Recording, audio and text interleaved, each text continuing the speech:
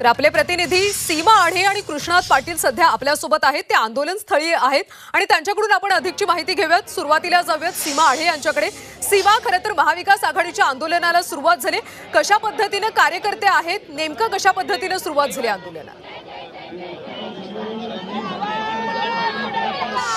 नक्कीच आपण बघितलं तर मोठ्या संख्येने कार्यकर्ते या ठिकाणी हुतात्मा परिसरामध्ये दाखल होण्यास सुरुवात झालेली आहे। वेगवेगळे फलक, त्याचसोबत काही कार्यकर्त्यांच्या हातामध्ये महाराजांची मूर्ती आपल्याला बघायला मिळत आहे।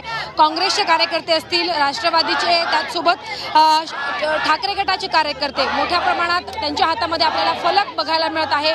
सरकारच्या विरोधामध्ये घोषणाबाजी या ठिकाणी आपल्याला ऐकायला मिळत आहे। आक्रमक पद्धतीने या ठिकाणी निषेध व्यक्त केला जात आहे।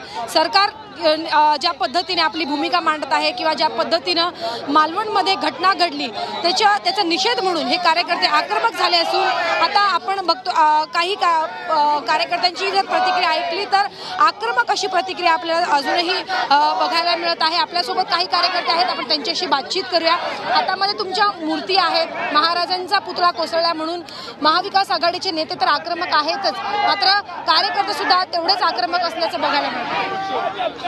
हा कुठल्या पक्षाचा प्रश्न नाही आहे, हा पूर्ण महाराष्ट्राच्या अस्मितेचा प्रश्न आहे। आणि जो सिंधुदुर्ग जिल्ह्यात जो झालेला तो महाराष्ट्राचा अस्मितेचा अपमान झाला आहे।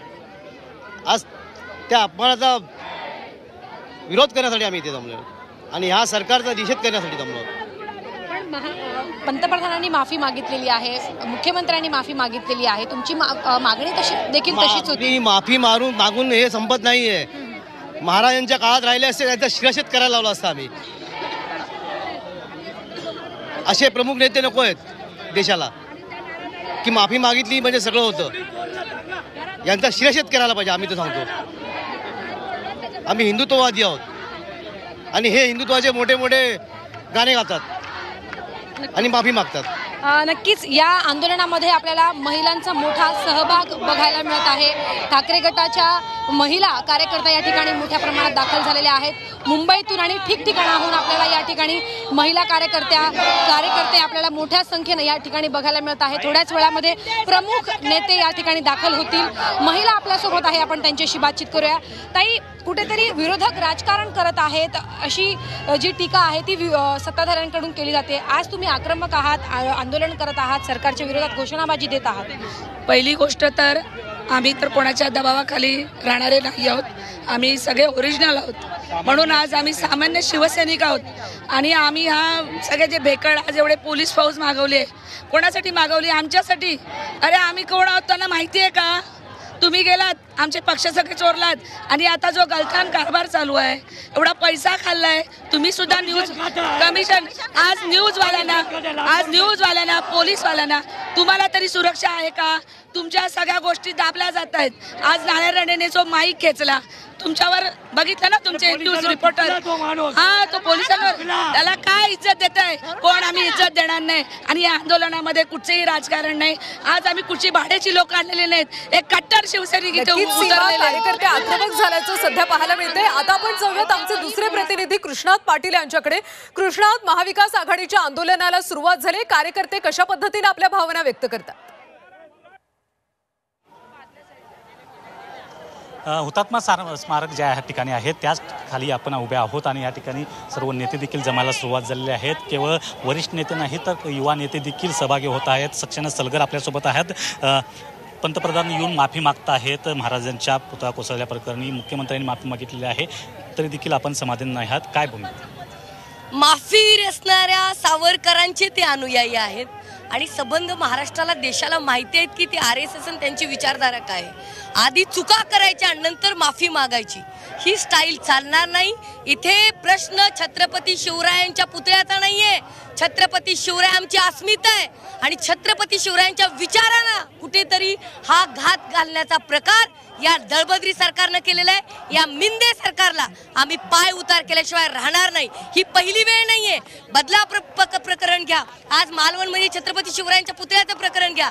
फक्त आणि फक्त कॉन्ट्रॅक्टर लोकांना जगवणे, त्यांना वाढवणे, आपल्या पुत्रप्रेमापोटी हा झालेला प्रकार आहे। माझं असं मत आहे, त्यांच्या जागी जर खरा छत्रपती शिवरायांचा मावळा या राज्याचा मुख्यमंत्री असता तर एका मिनिटामध्ये राजीनामा दिला असता।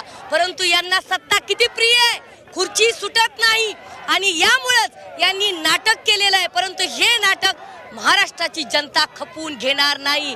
महाराष्ट्राची अस्मिता पायदळी तुडवणाऱ्या या दळभद्री सरकारला 100% जोडे मारणार ही काळ्या दगडावरची पांढरी रेग आहे.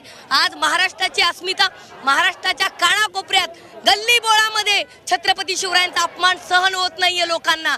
आज इथे काही लोक दिसत आहेत, पण महाराष्ट्रात जर तुम्ही कानाकोपऱ्यात गेलात तर कोणालाही या सरकारचा हा दळभद्रीपणा आवडलेला नाही. उलट मालवणमध्ये विरोधी पक्षाचे लोक नेते जातात तर ते गुंडागर्दी करणारे राणेंची मुलं आम्ही घरात घुसून मारू.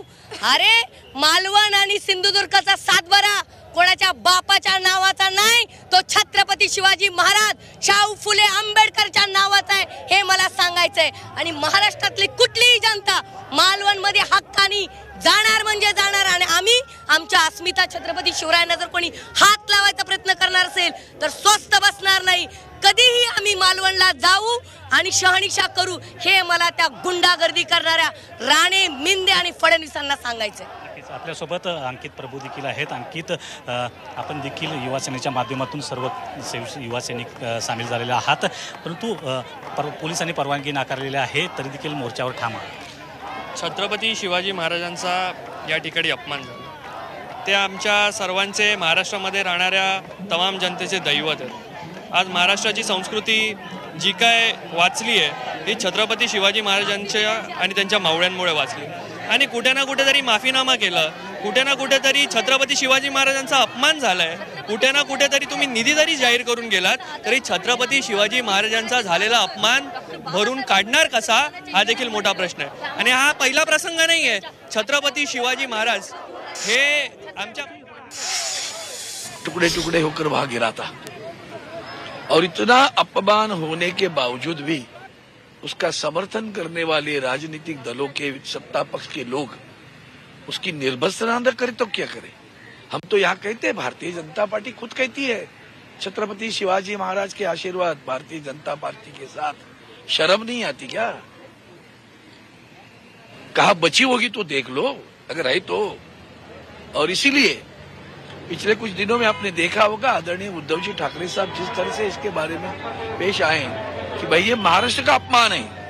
अब तो हम तो जनतंत्र के मुताबिक हमारे छत्रपति शिवाजी महाराज का यहाँ भी एक पुतला है, तो वहां जाकर अभिवादन करना चाहते हैं तो हमारे ही महाराष्ट्र में हमें ही पुलिस रोकती है कि वहां अभिवादन भी करने नहीं जाना.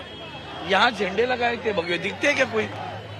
रात को यहाँ 500 झंडे लगाए थे, भगवे गेरुए झंडे. हमारे झंडे निकालते हो आप लोग? गेरुआ झंडे से भी नफरत आई क्या आपको? हिंदुत्व की बात करते हो, झंडा भी निकालते हो. और इतने लाचार पुलिस मैंने कभी नहीं देखी. कल जो जाकर वहां पुलिस नोटिस देने गई उसको गाली गलौज किया इनके विधायक ने. वहां क्या करते, कुछ डाल के आते क्या? हाईकोर्ट का प्रधानमंत्री हो कभी नहीं माफी मांगा तो क्या हुआ कि कभी मांगी वो भी तो बताओ. राजनीतिक है ना स्टेटमेंट. भाई प्रधानमंत्री हर स्टेटमेंट राजनीतिक करते हैं. इतनी संवेदना होती तो मणिपुर में जाते. पुतला गिरने के बाद में भी कल परसों आए तब माफी मांगने. वाड़वन के लोगों को भी माफी मांगनी पड़ेगी एक दिन, ये ध्यान में रखना. आप जिस ढंग से छत्रपति शिवाजी महाराज का अवमानित करते हो, यहाँ छत्रपति शिवाजी महाराज टर्मिनस है, वहां मैंने कहा था राज सिंहासनाधिष्ठित एक पुतला वहां खड़ा करे. आज तक कहते नहीं नहीं नहीं. उनकी चेयरमैन बोर्ड के, रेलवे बोर्ड के, और वही वल्लभ भाई पटेल का पुतला लगता है. स्टेशन के नाम बदल जाते हैं, केवड़िया नाम रखा जाता है, या नाना शंकर सेठ का नाम बदलना है, नहीं बदलते हो. महाराष्ट्र का हर वक्त अपमान करना, यही तो केंद्र शासन की नीति बनी है, सत्ता पक्ष की नीति बनी है. आज भी वही हो रहा है और पुलिस के जरिए हमारा अपमान कर रहे हो. क्यों परमिशन, क्या जरूरत थी? तर मुंबईमध्ये महाविकास आघाडीचं सध्या जोडे मारो आंदोलन सुरू आहे. शिवाजी महाराजांचा पुतळा कोसळला त्याच्या निषेधार्थ सरकार विरोधात हे जोडे मारो आंदोलन केले जाते. कोणतीही परवानगी नसताना कार्यकर्ते रस्त्यावर उतरलेत. हातामध्ये भगवे झेंडे, बॅनर घेऊन सध्या सरकारच्या विरोधात हे आंदोलन केले जाते.